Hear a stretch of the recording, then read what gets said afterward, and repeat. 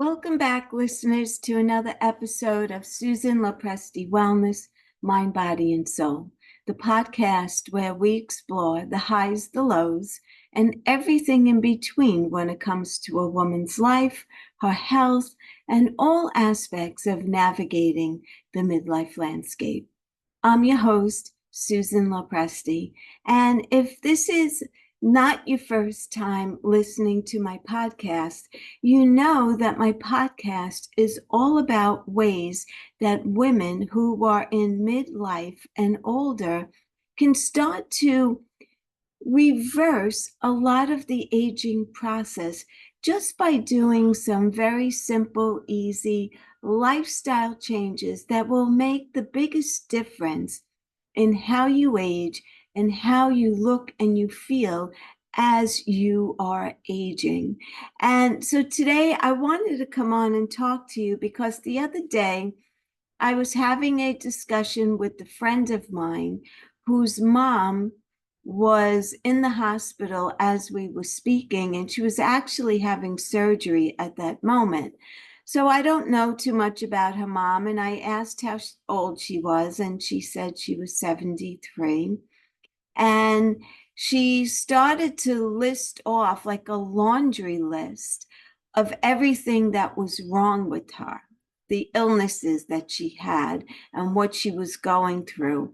And so when she began telling me about her mom's health, she started by saying that her mom was diagnosed with type 2 diabetes in her late 30s.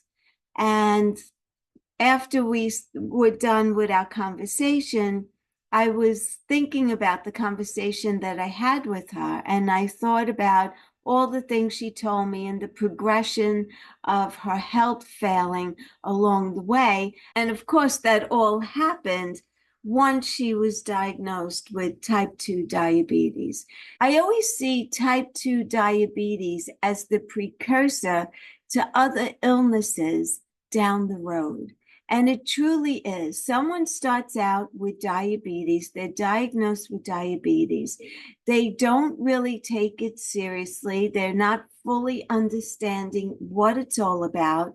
But what they are seeing is that they need to make these radical lifestyle changes in order for their diabetes to either be reversed or eradicated fully, or just to be able to live with the disease and keep it manageable.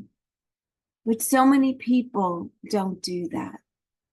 And diabetes is a silent disease. You don't really know that you have high sugar levels right away. You may have some telltale signs of being extra thirsty or urinating a lot more than normal, but you may not pick up on the fact that you could be experiencing symptoms of diabetes. And like I said, it's a silent disease. You don't feel the elevated sugar. You don't know what is taking place in your body each and every day, the organs that are being attacked by these high sugar levels. And so people, because you don't have symptoms right away, you think that it's not as serious as it is, and you continue to test the waters and have more sugar and just continue to play Russian roulette with this disease. And believe me, if diabetes is not taken seriously, you will suffer excruciating consequences as your life goes on and as you age and progress. And, you know, diabetes is just one aspect of a disease that can really do that to you. But the purpose of me coming on to talk about this is really to again drive home the fact that we need to be focused, laser focused on maintaining good health and achieving optimal wellness while we are still healthy We don't want to wait until we have an illness like diabetes to decide that we're going to eat healthier, exercise more, watch everything that we're putting in our mouth. Why do you want to wait until you're sick to then decide that you want to get healthy? And in this conversation that I had with my friend who was talking about her mom, she just basically told me that, yes, my mom was diagnosed with diabetes early on in life, but she ignored it and she continued to eat the way she was accustomed to eating. And she really didn't take the seriousness of the disease to heart. And it's like a gamble. It's a gamble of Russian roulette because you just don't know the organs that it's attacking until it's too late. And we don't want to wait for that. So one of the biggest culprits of diabetes, if left untreated, is going to lead to heart disease. They also call Alzheimer's and dementia type 3 diabetes. So clearly, elevated sugar levels are going to affect your brain and your brain health. So that's another reason to stay away from sugar, right? It affects so many of your organs. It could attack your kidneys. I know people who were on dialysis for many, many years because of diabetes. Once you go on dialysis, you have to be on it for the rest of your life. And diabetes is the type of disease that's insidious in ways because, first of all, it's a silent disease. You may get some telltale signs, like I said, being more thirsty or urinating more, but you're not physically sick from it. So you just ignore it and you don't pay much mind to it until you get diagnosed. And once you get diagnosed with type 2 diabetes, you have type 2 diabetes. So now what are you going to do with it? And a lot of people I see decide that they're just going to live with it instead of deciding to take action so that you can reverse type 2 diabetes. Type 1, no, that's clearly something that is an autoimmune and you can't reverse type 1. But type 2 definitely is a lifestyle disease. It starts as a lifestyle disease. Everything that you're putting in your mouth and everything that you are not doing to maintain good health, like working out every day, right? That comes in hand with food.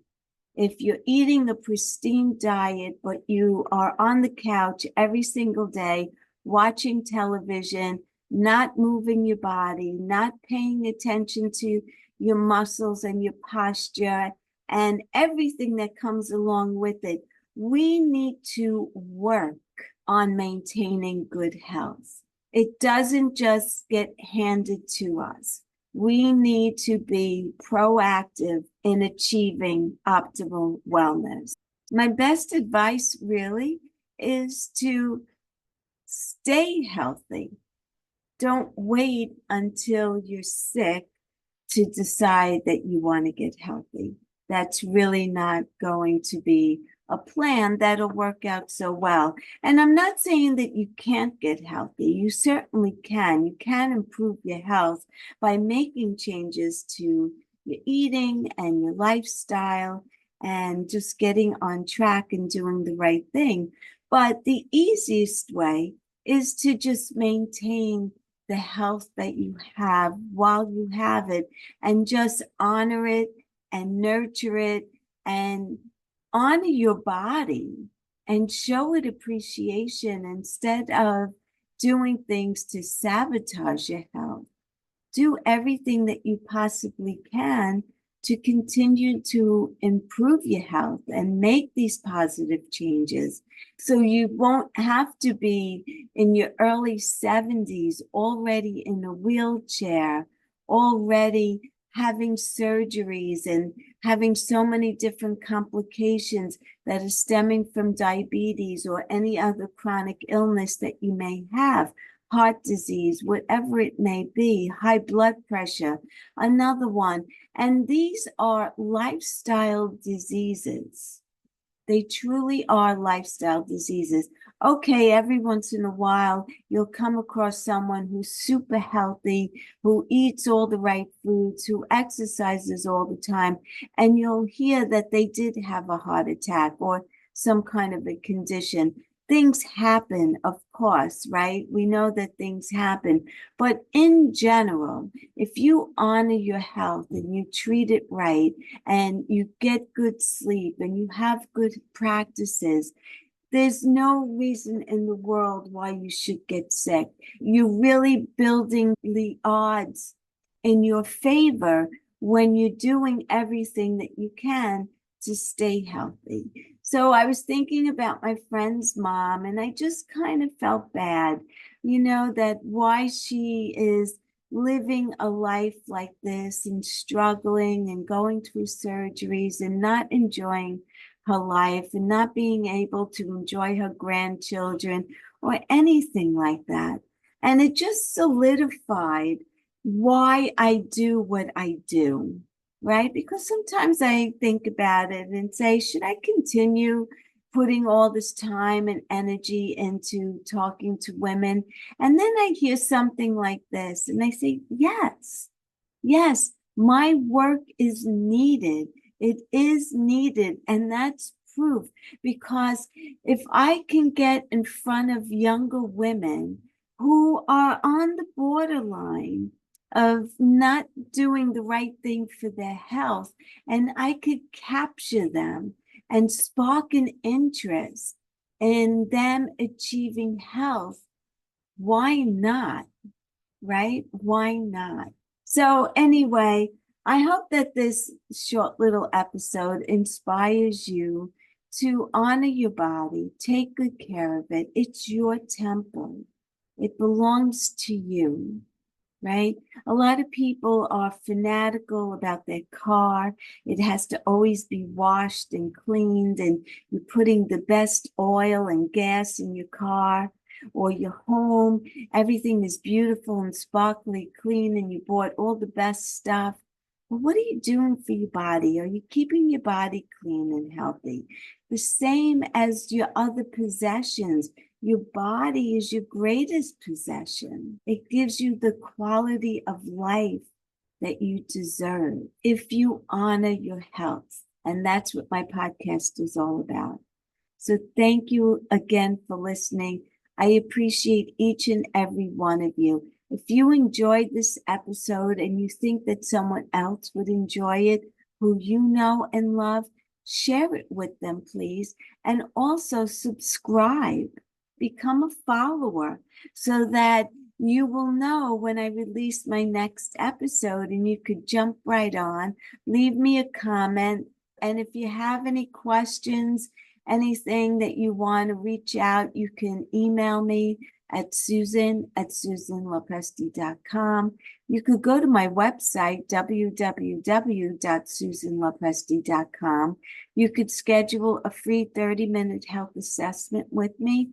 Ask me any questions. Maybe I could help you with something that you're struggling with. You're not under any obligation to continue. That's a free service that I give.